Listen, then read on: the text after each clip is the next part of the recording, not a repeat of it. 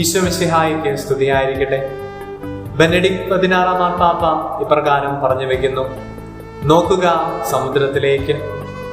നമ്മുടെ ജീവിതയാത്രകളിലെ അപകടങ്ങളിലും വേദനകളിലും സംശയങ്ങളിലും അവളെപ്പറ്റി ചിന്തിക്കുക.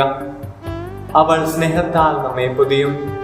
സ്വർഗം കാത്തു സൂക്ഷിച്ച സ്നേഹത്തിന്റെ നീരുറവയായ പരിശുദ്ധ കന്യകാമറിയത്തിന്റെ ജന്മത്തിരുനാളിനായി ഒരുങ്ങുമ്പോൾ എപ്രകാരം സ്നേഹിക്കാമെന്ന് പരിശുദ്ധ അമ്മയുടെ ജീവിതത്തെ നോക്കി നമുക്ക് പഠിക്കാം.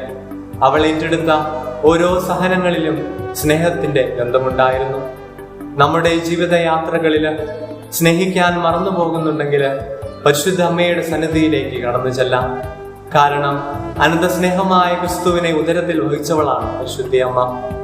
സ്നേഹത്തിന്റെ നിസ്വാർത്ഥമായ ആ ഒരു സ്നേഹം മനസ്സിലാക്കിക്കൊണ്ട് ജീവിക്കുവാൻ നമ്മൾ